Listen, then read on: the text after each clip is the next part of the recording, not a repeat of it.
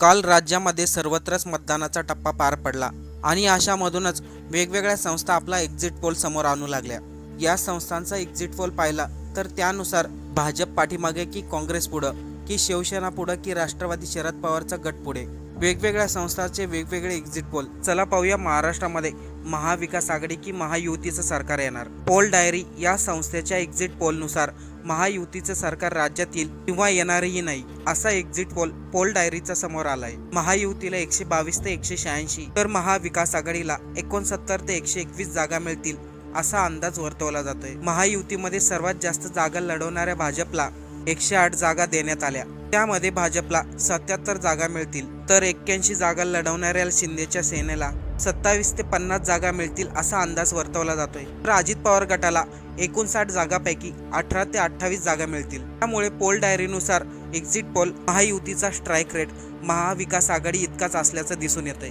त्यामुळे महायुतीला सरकार बनवण्यासाठी संघर्ष करावा लागेल असं दिसून येतंय। तर दुसरीकडे महाविकास आघाडीला पोल डायरीच्या एक्झिट पोलनुसार 69 ते 121 जागा मिळतील, त्यामध्ये 101 जागा लढवणाऱ्या काँग्रेसला 28 ते 47 एवढ्या जागा मिळतील तर 95 जागा लढवणाऱ्या ठाकरेच्या सेनेला 16 ते 35 जागा मिळतील तर 86 जागा लढवणाऱ्या शरद पवार गटाला 25 ते 39 जागा मिळतील तर इतरांना 12 ते 29 जागा मिळतील असा अंदाज वर्तवला जातोय। पोल डायरीच्या एक्झिट पोलनुसार महाविकास आघाडीला सर्वात कमी जागा देण्यात आल्यात। आता जर मॅट्राईच्या एक्झिट पोलनुसार पाहिलं तर महायुतीला 150 ते 170 जागा मिळतील आणि महाविकास आघाडीला 110 ते 130 जागा मिळतील। त्यामुळे मॅट्राईच्या एक्झिट पोलनुसार राज्यामध्ये महायुतीचं सरकार बनण्याचा अंदाज वर्तवला जातोय।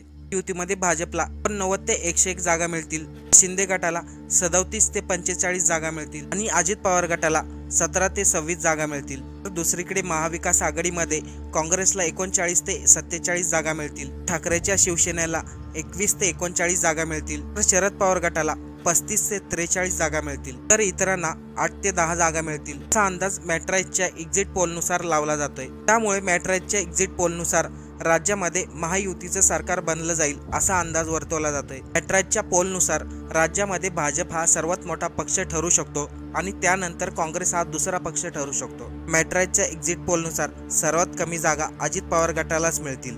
चाणक्याच्या एक्झिट पोलनुसार महायुती 152 ते 160 जागा घेऊन सरकार बनवताना दिसते तर दुसरीकडे महाविकास आघाडीला 130 ते 138 जागा मिळताना दिसते। चाणक्याच्या एक्झिट पोलनुसार महायुती आघाडीवर आहे तर महाविकास आघाडी पिछाडीवर आहे, त्यामुळे महायुती सरकार बनवताना दिसते। चाणक्याच्या पोलनुसार मतदान आकडेवारी पाहायचं झालं तर भाजपला 90+, शिंदेच्या शिवसेनेला 48+ आणि अजित पवार गटाला 22+ एवढ्या जागा मिळतील तर महाविकास आघाडीमध्ये काँग्रेसला 63+, ठाकरेच्या शिवसेनेला 35+, शरद पवार गटाला 40+ जागा मिळताना दिसतंय आणि इतरांना 7 ते 8 जागा मिळताना दिसतंय। या ठिकाणी पुन्हा महायुती आपलं सरकार बनवताना दिसतंय। आता इलेक्ट्रॉल एज या संस्थेच्या एक्झिट पोलनुसार महायुतीला 118 जागा मिळतील तर महाविकास आघाडीला 150 जागा मिळतील। यामध्ये भाजपला 78, शिंदेच्या शिवसेनेला 26, पवारच्या गटाला 14 जागा मिळतील। दुसरीकडे महाविकास आघाडीमध्ये काँग्रेसला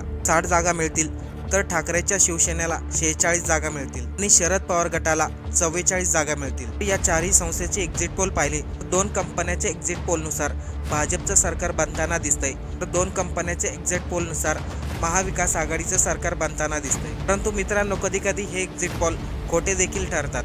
कधी कधी या एक्झिट पोलनुसार अंदाज खरा ठरतो। या कंपन्यांच्या एक्झिट पोलवरती आपल्याला काय वाटतं एक कमेंट करून नक्की कळवा।